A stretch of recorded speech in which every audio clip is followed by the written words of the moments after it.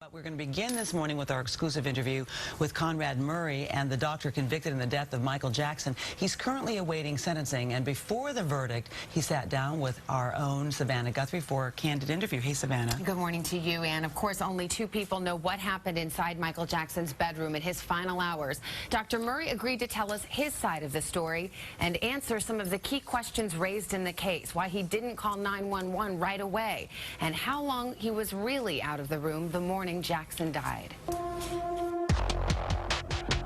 June 25th, 2009, Michael Jackson returns home after a long night of rehearsals to what had become a nightly ritual. Dr. Conrad Murray waiting to give the exhausted entertainer what he wants more than anything: sleep. Do you feel guilty that he died? I don't feel guilty because I did not do anything wrong. I am very, very sorry for the loss of Michael. Michael is a personal friend. It's heartfelt. It's been painful. Murray admits for 2 months, every night, he gave Jackson the powerful anesthetic propofol, nicknamed Milk of Amnesia, though he says he had started to try to wean Jackson off the drug in those final days. But on June 25th, when nothing else was working, Murray says Jackson demanded his milk, and the doctor gave in. You said you gave him 25 milligrams, you watched him, and then you left for 2 minutes. Okay. How long, as far as all of that you've heard, would the effect of 25 milligrams of propofol last? But how could you be sure? I mean, wasn't it reckless to leave? No. Murray contends he gave the singer so little propofol that the effects of it were long gone by the time he stepped away. But Jackson's autopsy showed he died with much more propofol in his system than Murray admits giving. We have a 10:14 a.m. phone call, a 10:20 phone call. Murray originally told police he left Jackson's room for only 2.5 minutes to use the restroom.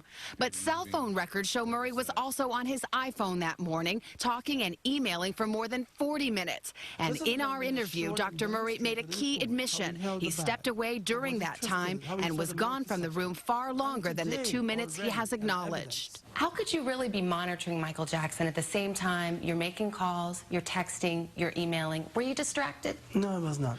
When I looked at a man who was all night deprived of sleep, who was so desperate for sleep, and finally is getting some sleep, am I going to sit over him, sit around him, tug on his feet, do anything unusual to wake him up? No. So you walked out of the room to talk on the phone? Absolutely. I wanted him to rest. You're saying you were talking on the phone, but you could see him? I could not see him from where I was talking. But you could hear him?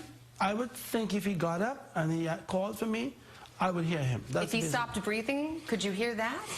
No, I cannot, but he was not on an infusion that would cause him to stop breathing. And that's the reason they talk about I was not supposed to be monitoring him at that time because there was no need for monitoring. So you don't regret leaving the room? I regret that Michael has passed. So how does Dr. Murray explain what happened? At trial, his defense argued Jackson secretly swallowed several anti-anxiety pills while Murray was out of the room, then injected himself with one final dose of propofol, a lethal combination. Is it your theory that he woke up and then somehow, in the 2 minutes you were gone, injected himself, gave himself lidocaine so he wouldn't feel the burn? I mean, is that your theory? Well, something happened when I was not in that room. As to how it happened and the mechanisms, I don't know that. Let's say he did take this propofol himself. Don't you bear some responsibility? The propofol is in that room because you prescribed it to him. This is the situation. It's difficult to think that I met Michael with a situation where he was absolutely having use of that substance long before I got there. But own your portion of it. Were you right to leave him in a situation where he had the opportunity to inject himself? Well, I'm going to say that was not a foreseeable situation. If Mr. Jackson... It wasn't? No, no. Had I known what I know today in retrospect, if Mr. Jackson was an addict and he had shared that information with me, addicts may behave in a way that is unreasonable and you may consider it. But you yourself just said he was a desperate man. Desperate for sleep. And you left him alone with propofol. He was asleep. Murray came back to the bedroom to find Jackson wasn't breathing.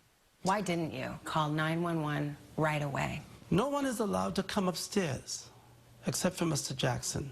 His securities are not allowed to enter the house. You called his bodyguard. Couldn't you have said call 911 and meet him at the gate? Call 911 would still require him to call me back. I don't think he would do that, and I was not about to leave a full explanation on the phone.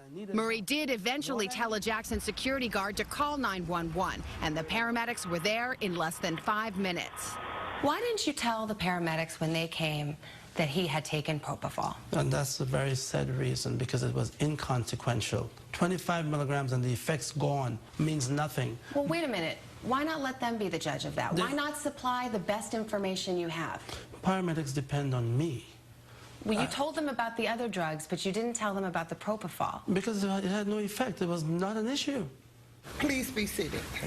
Just before paramedics arrived, the security guard testified Dr. Murray asked him to put empty vials and bottles into a bag. If you add all of this up, Sure.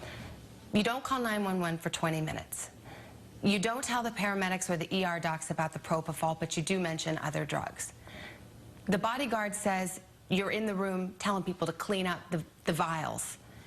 It sounds like you knew you had done something wrong and you were trying to cover your tracks. Well, if that's the way it appears to you, I think, unfortunately, you have the wrong perception.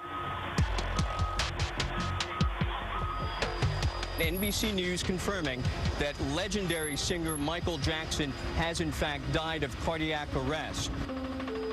Experts have said that if you hadn't delayed, if you had actually called 911 right away, there's a chance Michael Jackson would still be alive. I think experts can say whatever they want without a full deck.